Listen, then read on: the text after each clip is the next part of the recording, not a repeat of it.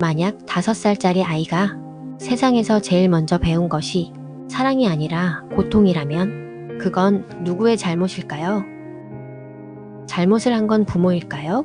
아니면 그 부모를 그렇게 만든 세상일까요? 이 이야기는 너무 빨리 어른이 되어버린 한 아이의 이야기입니다. 그러나 그 아이를 그렇게 만든 건 단 한 사람이 아니라 가난과 무관심 그리고 폭력에 길들여진 사회 전체였습니다. 이 아이의 눈에는 세상이 얼마나 차갑게 비쳤을까요? 그리고 그 차가움 속에서 그는 어떻게 단 하나의 온기를 붙잡았을까요? 나의 라임 오렌지 나무는 단순히 한 소년의 눈부신 성장담이 아닙니다. 이 책 속에서 우리는 가난이 어떻게 아이의 웃음을 빼앗고 세상의 아름다움을 보기 전에 상처를 먼저 보게 만드는지를 목격하게 됩니다. 브라질의 작은 마을, 주인공 제제는 5살. 형제들은 제제를 귀찮아했고 때로는 거칠게 대했습니다. 많은 사람들이 그를 말썽꾸러기, 상상력이 풍부한 귀여운 아이로 기억합니다. 하지만 그 천진난만함 뒤에는 하루하루 생존을 위해 애써야 하는 가난한 현실이 숨어 있습니다. 제제의 세상은 놀이터가 아니라 빈곤과 무관심이 얽혀있는 거대한 감옥이었습니다. 그의 가족은 사랑할 틈도 없이 생계를 위해 지쳐 있었고 이웃들은 아이의 외로움보다 자기 사정을 챙기기에 바빴습니다. 그 결과 제제가 세상에서 가장 먼저 배운 건 웃음이나 따뜻함이 아니라 굶주림, 체벌, 그리고 버림받는 두려움이었습니다. 오늘 우리는 이 소설을 하나의 아름다운 성장담으로 소비하지 않겠습니다. 대신 가난이 어떻게 아이를 너무 빨리 어른으로 만들어버리는가, 그리고 그 비극의 책임이 어떻게 사회 전체에 있는지를 깊이 들여다보려 합니다. 제제는 브라질의 한 빈민가에서 태어났습니다. 5살이라는 나이에도 그는 이미 세상에서 어떻게 살아남아야 하는지를 본능적으로 배우고 있었습니다. 그의 집은 마치 오래된 상자처럼 삐걱거렸습니다. 비가 오면 지붕 틈으로 물이 스며들었고 밤이면 쥐들이 부엌을 돌아다녔습니다. 아버지는 안정적인 직업이 없었고 어머니는 하루 종일 공장에서 기계 소음에 시달렸지만 그 대가로 받은 임금은 식탁 위에 빵 한 덩어리와 설탕 커피 한 잔을 올리는 것이 전부였습니다. 배고픔은 늘 제제의 그림자처럼 붙어 다녔습니다. 어린 그는 장난감 대신 길바닥에 돌멩이로 놀았고 창문 너머로 보이는 부잣집 아이들의 웃음을 마치 다른 세상의 언어처럼 바라봤습니다. 이런 환경에서 자란 제제는 겉으로는 장난꾸러기였지만 그 눈동자 속에는 알 수 없는 슬픔이 깃들어 있었습니다. 가난은 그에게 웃음을 빼앗는 대신 장난기보다 먼저 눈치를 가르쳤습니다. 누가 화가 났는지, 언제 말을 삼켜야 하는지, 어디까지 다가서야 맞지 않는지를 본능처럼 배워야만 했습니다. 그의 하루는 어린아이의 시간이 아니라 조심스러운 생존의 시간이었습니다. 제제의 집에는 웃음소리가 드물었습니다. 대신 잘못을 하면 변명할 틈도 없이 손찌검이 날아왔습니다. 그건 단순히 엄격한 훈육이 아니었습니다. 하루 종일 공장에서 혹은 막노동판에서 지친 어른들이 풀곳 없는 분노와 피로를 가장 약한 존재에게 쏟아내는 순간이었죠. 문제는 제제가 장난을 치는 이유가 단순한 장난기가 아니라 사랑받고 싶은 마음의 뒤틀린 표현이었다는 점입니다. 그의 장난은 사실상 구조 요청이었고 나 좀 봐주세요. 나 여기 있어요 라는 울음이었습니다. 그러나 어른들의 귀에는 그 울음이 닿지 않았습니다. 그들에게 제제는 그저 버릇없고 손이 많이 가는 아이였습니다. 사회 역시 그를 품어줄 준비가 되어 있지 않았습니다. 학교는 의무를 다하는 척만 하는 형식적인 공간이었고 선생님은 넘쳐나는 아이들 속에서 제제를 특별히 신경 쓸 여유가 없었습니다. 동네 어른들은 각자 하루 벌어 하루 먹고 사는데 급급했고 누군가의 아이를 대신 돌볼 힘도 의지도 없었습니다. 결국 제재는 보살핌의 부재 속에서 살아남기 위해 자신만의 생존 규칙을 만들어 나갑니다. 그 규칙은 단순했습니다. 먼저 웃기거나 먼저 피하거나 그리고 상처를 들키지 않는 것. 그렇게 제재는 5살짜리 몸에 어른들의 세계에서나 필요한 방어막을 두르기 시작했습니다. 그렇게 제재는 집 근처 아무도 관심 주지 않는 잡초투성이 공터에서 작고 여린 라임 오렌지 나무를 발견합니다. 다른 사람 눈에는 그저 키 작은 나무일 뿐이었지만 제재의 눈에는 세상에서 가장 온화한 표정을 가진 존재로 보였습니다. 그 나무는 유일하게 제재의 말을 끊지 않고 끝까지 들어주는 존재였습니다. 심지어 잎사 귀가 바람에 흔들릴 때면 마치 고개를 끄덕이며 대답하는 것처럼 보였습니다. 제재는 그 나무에게 민기뉴라는 이름을 붙이고 아침에 눈을 뜨자마자 그리고 잠들기 전까지 하루 종일 자신의 이야기를 쏟아냈습니다. 어느 날부터인가 제재는 그 나무가 자신에게 말을 건네고 있다는 걸 느꼈습니다. 오늘은 무슨 장난을 치고 왔니, 제재? 마을 끝까지 달렸어. 근데 아무도 나랑 놀아주지 않았어. 그렇게 제재와 민기뉴는 둘만의 언어로 이야기를 나누기 시작했습니다. 나무는 제재의 비밀을 지켜주는 친구였고 제재는 민기뉴에게만 속마음을 털어놓았습니다. 학교에서 선생님께 혼난 날도 형에게 맞은 날도 제재는 나무 아래 앉아 발을 흔들며 얘기했죠. 그럴 때면 민기뉴의 잎사 귀가 바람에 살짝 흔들리며 마치 괜찮아라고 말해주는 듯 했습니다. 중요한 건 제재가 마음을 열 수 있는 안전한 공간이 사람이 아니라 나무였다는 사실입니다. 그건 단순한 상상놀이나 유희가 아니었습니다. 현실 세계에서 단 한 번도 충분히 받아본 적 없는 애정과 관심을 상상의 존재로 간절하게 대체하는 어쩌면 아이의 생존을 위한 필사적인 본능이었습니다. 민기뉴는 제재에게 친구이자 형이자 세상에서 단 한 명뿐인 비밀 상담자였습니다. 그리고 제재는 그 나무를 통해 비로소 자신의 마음을 꺼내어 안전하게 놓아둘 수 있었습니다. 그 시절 제재에게 유일하게 따뜻함을 건네준 건 기차역에서 만난 포르투가라는 남자였습니다. 처음 만남은 특별하지 않았습니다. 하지만 이상하게도 그는 다른 어른들처럼 꺼져 라며 쫓아내지 않았습니다. 포르투가의 목소리에는 나무 그늘 같은 시원함이 있었고 그의 눈빛에는 네가 있어도 괜찮다는 묵묵한 허락이 담겨 있었습니다. 그는 제재에게 사탕을 사주고 아무리 사소한 이야기라도 끝까지 귀 기울여 들어주었습니다.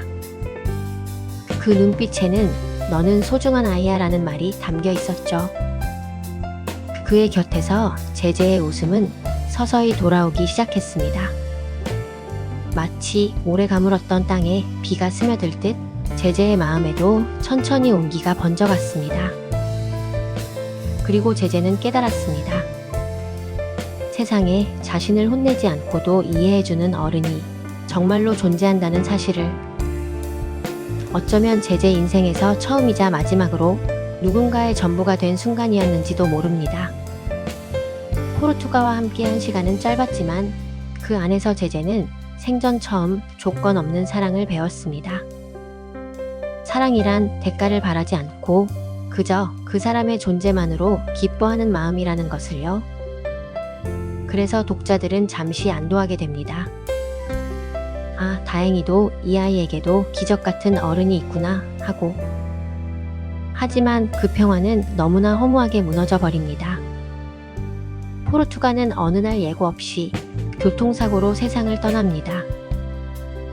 그날도 평범한 하루였습니다. 제재는 포르투가를 만나면 들려줄 이야기들을 속으로 정리하며 골목을 걸었죠. 그런데 마을 어귀에서 들려오는 수군거림이 귀를 스쳤습니다. 포르투가가 죽었대. 처음엔 장난인 줄 알았습니다. 하지만 곧 눈앞의 어른들이 숙연한 얼굴로 고개를 저었고 제재의 발걸음이 그 자리에서 얼어붙었습니다. 그 소식이 전해진 순간 제재의 세상은 마치 한 번의 빛을 잃은 듯 어두워졌습니다. 제재는 이렇게 말합니다. 내 가슴 속에 가장 예쁜 꽃이 꺾여버렸어요. 그 말은 단순히 사랑하는 사람을 잃었다는 뜻이 아니었습니다. 그것은 한 아이가 세상과 이어진 마지막 연결고리를 잃어버리는 순간이었고 다시 돌아오지 않을 믿음이 무너져 내리는 순간이었습니다. 이제 제재에게 남은 것은 아무리 손을 뻗어도 닿지 않는 고독뿐이었죠. 며칠 동안 제재는 말을 잃었습니다. 민기뉴 앞에서도 예전처럼 장난스러운 이야기를 하지 못했죠. 심지어 눈물조차 나오지 않았습니다. 마치 마음속 어딘가가 꺼져버린 것 같았으니까요. 그러나 시간이 흐르자 그 꺼진 자리에 서서히 울음이 고였습니다. 그리고 마침내 참아왔던 울음이 터져 나왔습니다. 밤마다 골목 한쪽에 숨어 소리 죽여 울었습니다. 포르투가가 주었던 웃음과 온기가 이제는 손에 닿지 않는 곳으로 사라졌다는 걸 그제야 온몸으로 깨달았기 때문입니다. 그날 이후 제재는 마음속으로 다짐했습니다. 다시는 세상에 마음을 함부로 열지 않겠다. 그 결심은 너무나 어렸던 가슴에 깊게 새겨졌고 그 상처는 제재가 어른이 되어서도 지워지지 않는 그림자로 남게 되었습니다. 포르투가의 죽음 이후 제재는 눈에 띄게 변했습니다. 한때 동네 골목을 뛰어다니며 장난을 치고 작은 장난감 하나에도 깔깔 웃던 그 아이는 어느 날부터인가 창가에 멍하니 앉아 바깥 세상을 바라보기만 했습니다. 웃음이 사라진 자리엔 알 수 없는 무표정과 깊은 침묵이 자리 잡았습니다. 5살짜리 아이가 세상을 포기하는 법을 이렇게 일찍 배워버린 겁니다. 제재네 집에도 변화가 찾아왔습니다. 아버지가 새로운 일을 구하면서 가족은 다른 동네로 이사해야 했죠. 짐을 싸는 어른들의 손길은 분주했지만 제재의 마음은 그저 무겁기만 했습니다. 이삿짐을 실을 날 마당에 낯선 사내들이 들어왔습니다. 그들은 도끼와 톱을 들고 있었죠. 제재는 본능적으로 알았습니다. 무슨 일이 일어날지. 그건 안 돼요. 제재는 달려가 민기뉴를 감싸 안았습니다. 얘는 나무애야요. 살아있는 친구라고요.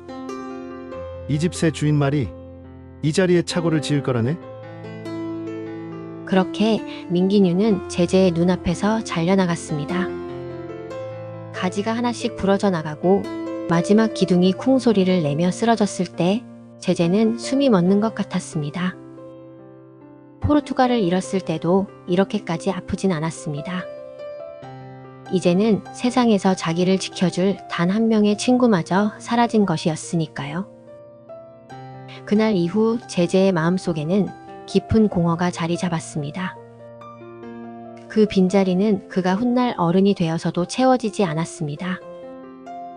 그리고 중요한 건 이 변화가 결코 제재 개인의 성격이나 기질 때문이 아니라는 사실입니다.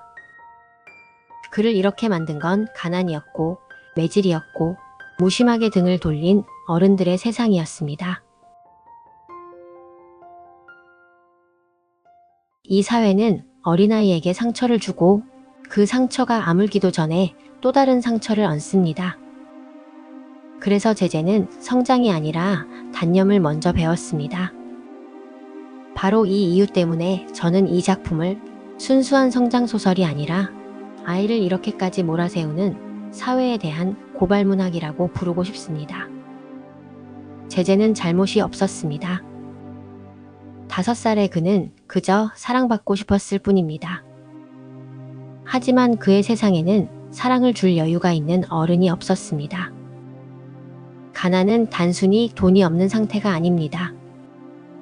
그건 시간과 마음, 꿈꿀 권리까지 빼앗아가는 구조적인 폭력입니다.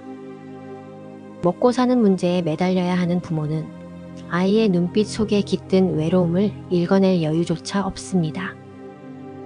결국 그 결핍은 제재처럼 상상의 친구에게 매달리거나 혹은 스스로 마음을 닫는 선택으로 이어집니다.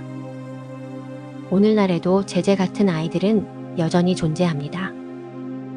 학교 복도 한 구석에서, 집 앞 골목에서, 혹은 바로 옆집에서요.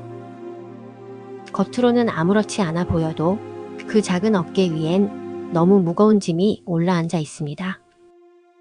우리가 그들을 외면할 때 또 한 명의 제재가 세상에서 너무 일찍 어른이 됩니다. 그리고 한번 잃어버린 그 시절의 순수와 웃음은 다시는 돌아오지 않습니다. 그래서 우리는 묻습니다. 만약 5살짜리 아이가 세상에서 제일 먼저 배운 것이 사랑이 아니라 고통이라면 그건 누구의 잘못일까요? 그 대답은 불편하게도 우리 모두의 몫입니다. 무심히 지나친 시선, 외면했던 순간 누군가가 알아서 해주겠지라는 생각이 그 아이의 하루를 바꿀 수 있는 기회를 놓쳐버렸습니다. 세상은 종종 아이들에게 잔인합니다. 그러나 세상은 또한 우리가 만들 수 있는 공간이기도 합니다. 한 번의 말, 한 번의 손길, 그 작은 온기가 제재 같은 아이의 세상을 바꿀 수 있습니다. 오늘 이야기가 마음에 남았다면 한 번쯤 제재의 세상에 귀 기울여 주세요. 세상을 바꾸는 건 거창한 법이 아니라 누군가의 하루를 따뜻하게 만드는 작은 선택입니다. 그 선택이 모이면 언젠가 5살의 첫 기억이 사랑이 되는 날이 올지도 모릅니다. 제재는 여전히 작은 라임 오렌지 나무 옆에 서 있습니다. 그리고 우리를 기다립니다. 어른의 손을 내밀어줄 누군가를. 오늘의 이야기는 여기까지입니다. 또 다른 깊은 울림을 주는 이야기로 다시 찾아올게요.